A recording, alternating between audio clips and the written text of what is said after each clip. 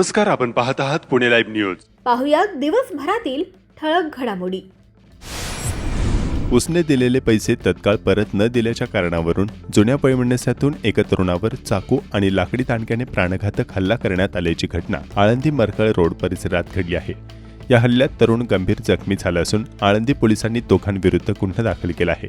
या प्रकरणी महादेव परमेश्वर काळे, वय 27, राहणार चऱ्होली खुर्द, आळंदी पुणे, मूळ राहणार बार्शी, जिल्हा सोलापूर यांनी आळंदी पोलीस ठाण्यात फिर्याद दिली आहे. त्यानुसार आर्यन नाना फुलगे, वय 22 आणि समाधान प्रकाश फुलगे, वय 21, दोघेही राहणार चऱ्होली खुर्द, आळंदी, मूळ राहणार बार्शी, जिल्हा सोलापूर यांच्याविरुद्ध गुन्हा दाखल करण्यात आला आहे. रात्री सुमारे 10 वाजण्याच्या सुमारास महादेव काळे हे आळंदी मरकळ रोडवरील कल्वर हॉटेल शेजारील ओढ्यालगतून जात असताना आरोपी आर्यन फुलगे हा त्यांच्या मागून आला.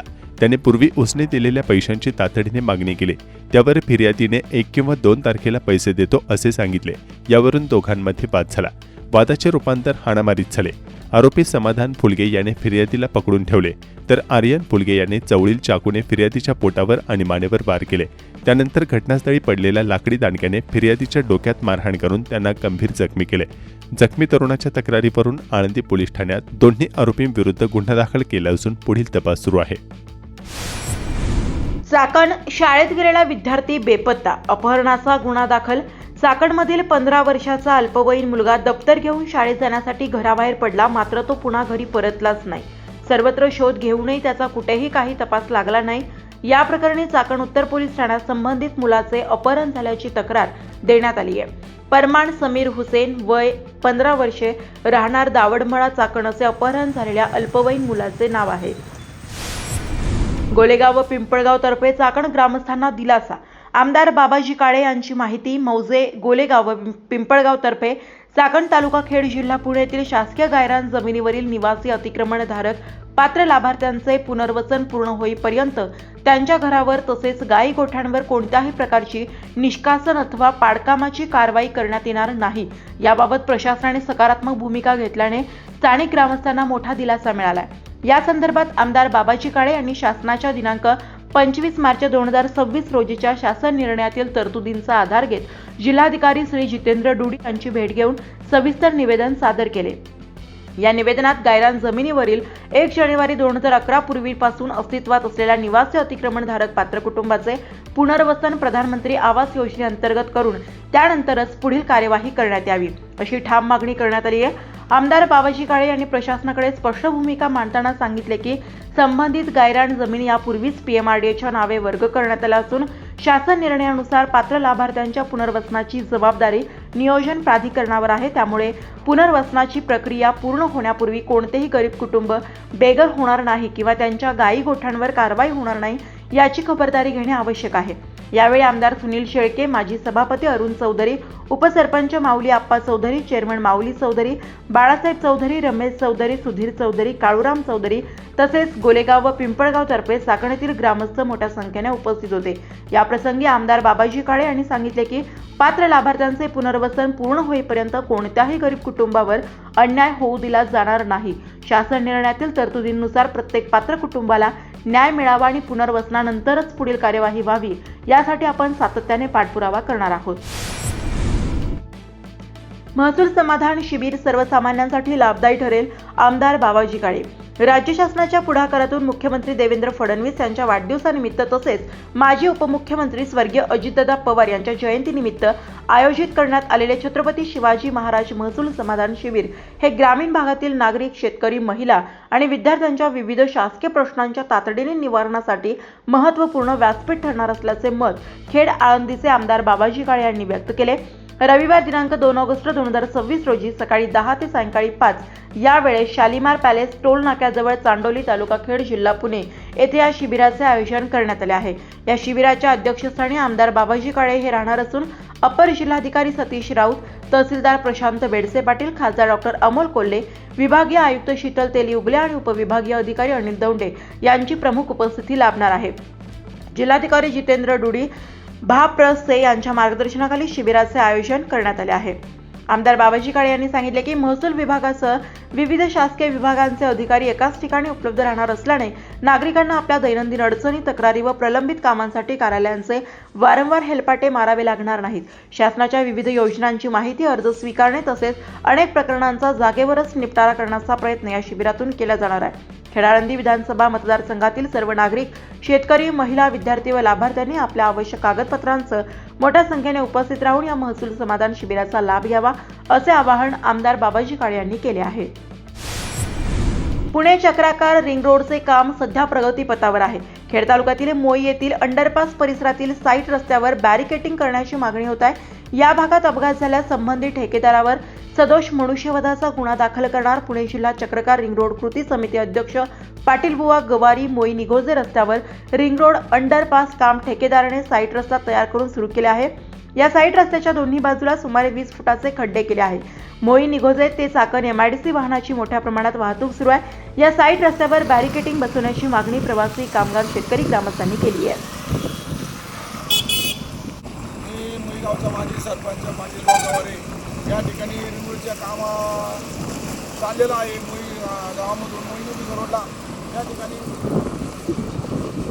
कॉन्ट्रॅक्टर यांचा काम चालू आहे. या ठिकाणी तुम्हाला सांगू इच्छितो की हा रिंग रोडचा खाली बोगद्यातला पूल या ठिकाणी होणार आहे.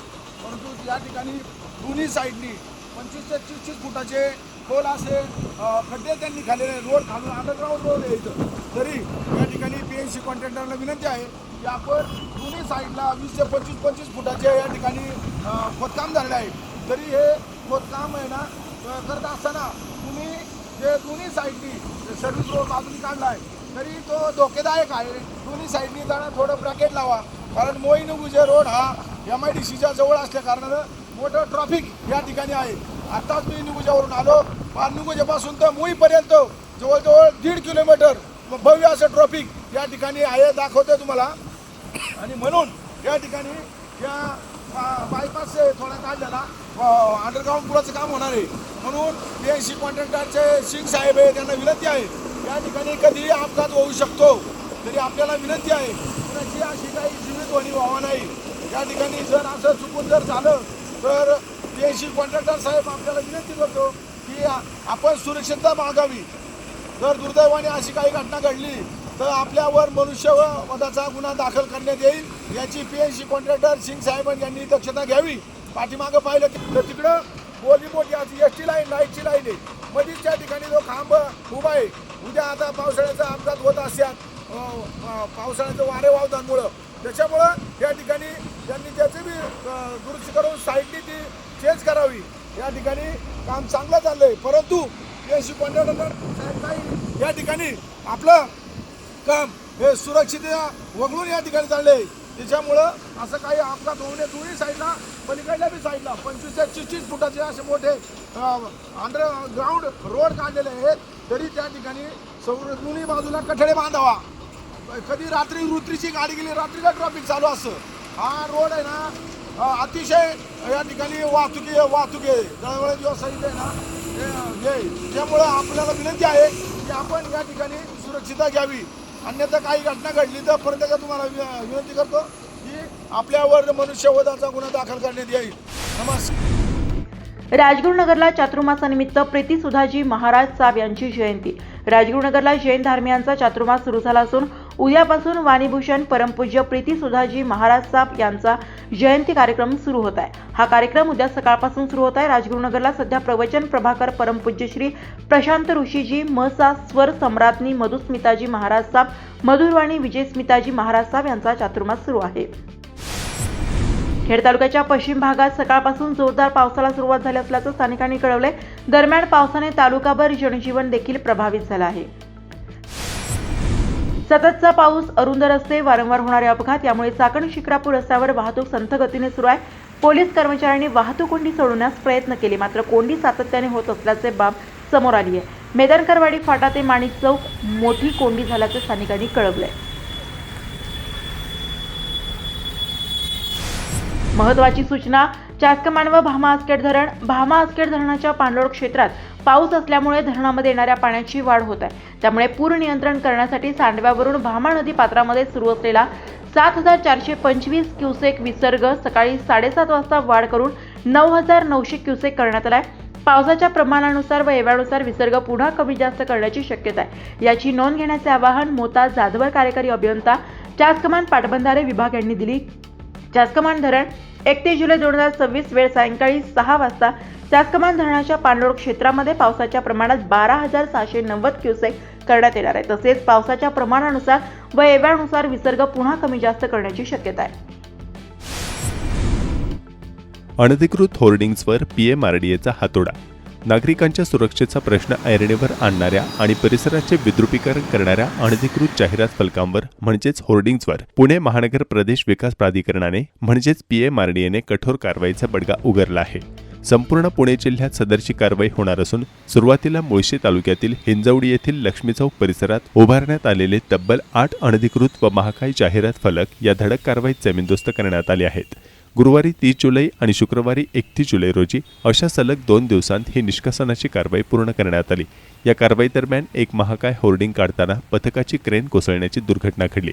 मात्र सुदैवाने त्यामध्ये कोणतीही जीवित किंवा वित्तहानी झाली नाही. ही धडक मोहीम पीएमआरडीएचे महानगर आयुक्त डॉक्टर अभिजित चौधरी यांच्या आदेशानुसार आणि अतिरिक्त महानगर आयुक्त के मंजुलक्ष्मी यांच्या मार्गदर्शनाखाली राबविण्यात आली. खेड तालुक्यातील पश्चिम भागातील विरहाम येथील साकव पुलाची दुरावस्था झाली आहे. रस्ता देखील खराब झालेला आहे. यामुळे वाहतूक बाधित होते आहे. याबाबत प्रशासनाने लक्ष देऊन योग्य ती देखभाल दुरुस्ती करावी अशी मागणी नागरिकांकडून होत आहे.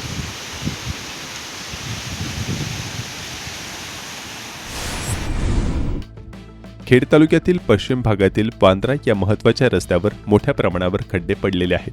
त्यामुळे या रस्त्यावरून प्रवास करणे धोकादायक झाले आहे. याबाबत नागरिकांचा संताप व्यक्त होत असून याकडे तातडीने प्रशासनाने लक्ष द्यावे अशी मागणी स्थानिक नागरिकांकडून होत आहे. भीमाशंकरकडे जाण्यासाठी हा रस्ता अतिशय महत्त्वाचा असून हा रस्ता तीर्थक्षेत्र विकास आराखड्यामध्ये कॉन्क्रीट रस्ता करून घ्यावा अशी देखील मागणी नागरिक करत आहेत. आंबोली ते औंढे रस्त्यावरील पुलावरून पाणी गेल्यामुळे लोखंडी बॅरिगेडची अवस्था खूप दयनीय झाली आहे. कधीही ते कोसळण्याची शक्यता असल्याचे स्थानिक नागरिकांनी पुणे लाईव्ह माध्यमाकडे व्हिडिओ पाठवून कळवले आहे.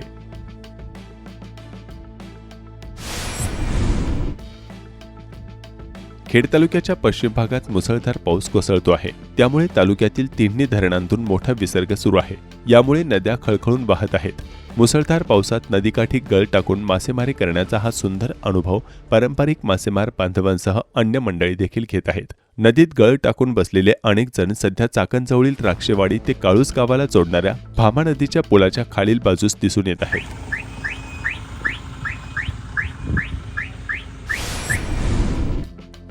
काळडोकेवाडी साईबा मंदिर आणि आदर्श विद्यालय आंबोली याकडे जाणारा एकमेव घाट रस्ता मराठी शाळेशेजारी खराब झालेला आहे. याकडे लक्ष देण्याची मागणी स्थानिकांनी केली आहे. खेड तालुक्यातील पश्चिम भागामध्ये मे महिन्यात करंज विहिरे बांद्रा रस्त्यावर खड्डे बुजवण्याचे काम अतिशय निकृष्ट दर्जाचे झाले आहे.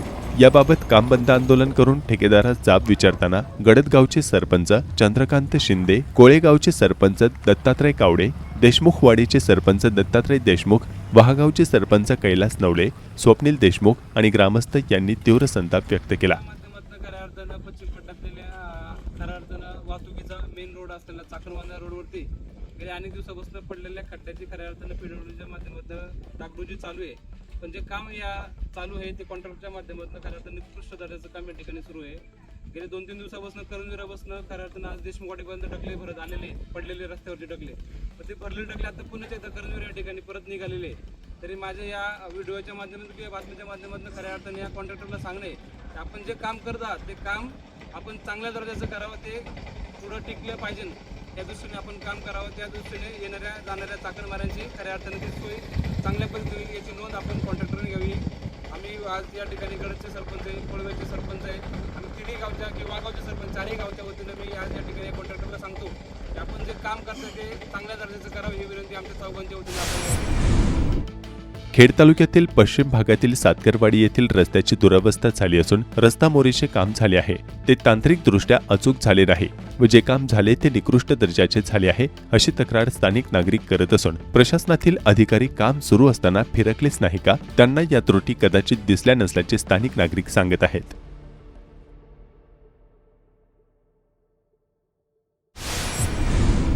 पुणे नाशिक सरळ रेल्वे मार्गाच्या मागणीसाठीचा लढा आता निर्णायक टप्प्यात पोहोचलाय. या प्रश्नावर केंद्र सरकारचे लक्ष वेधण्यासाठी 9 ऑगस्ट क्रांती दिन रोजी सकाळी 9 वाजता पुणे नाशिक महामार्गावरील विविध ठिकाणी एकाच वेळी चक्का जाम जनआंदोलन करण्यात येणार असल्याची घोषणा आमदार सत्यजित तांबे यांनी केली आहे. तांबे म्हणाले की एका बाजूला केंद्र सरकारकडून हा रेल्वे प्रकल्प रद्द झाल्याचे सांगितले जात असले तरी लाखो नागरिकांच्या अपेक्षा कायम आहेत. नफा तोट्याचा विचार न करता जनतेच्या भविष्यासाठी हा प्रकल्प मंजूर करावा अशी त्यांनी मागणी केली. हे आंदोलन कोणत्याही पक्षाचे किंवा नेत्याचे नसून सामान्य नागरिकांचे आहे. रेल्वेसारखे प्रकल्प 100 वर्षात एकदाच उभे राहतात. आजची संधी गमावली तर पुढील अनेक पिढ्या या विकासापासून वंचित राहतील असे तांबे यांनी स्पष्ट केले. पुणे नाशिक दरम्यानचा प्रवास दिवसेंदिवस अधिक कष्टदायक होत असून 2-3 तासांचा प्रवास 6-7 तासांपर्यंत वाढल्याने नागरिक त्रस्त असल्याचं त्यांनी नमूद केले. वाहतूक कोंडी, रस्त्यांची दुरवस्था आणि वाढत्या प्रवासाच्या ताणामुळे हजारो विद्यार्थी, नोकरदार, उद्योजक व व्यावसायिकांना मोठा फटका बसत असल्याचं त्यांनी सांगितले. या रेल्वे मार्गामुळे सिन्नर, संगमनेर, अकोले, नारायणगाव, मंचर, राजगुरुनगर, चाकण यासह संपूर्ण पट्ट्याच्या विकासाला चालना मिळेल. तसेच पुणे आणि नाशिक शहरावरील वाहतुकीचा ताणही मोठ्या प्रमाणात कमी होईल असा विश्वास त्यांनी व्यक्त केला. 9 ऑगस्ट रोजी सकाळी 9 वाजता होणाऱ्या चक्काजाम आंदोलनात मोठ्या संख्येने सहभागी होण्याचे आवाहन करत तांबे म्हणाले, केंद्र सरकारला जागे करण्यासाठी आता जनतेनेच रस्त्यावर उतरले पाहिजे. इतिहास साक्षी आहे, जनता एकजूट झाली की सरकारला निर्णय घ्यावाच लागतो. हे आंदोलन कोणत्याही पक्षासाठी किंवा व्यक्तीसाठी नसून भावी पिढ्यांच्या भविष्यासाठी आहे. त्यामुळे प्रत्येक नागरिकाने सामान्य माणूस म्हणून या जनआंदोलनात सहभागी व्हावे असे आवाहनही त्यांनी केले.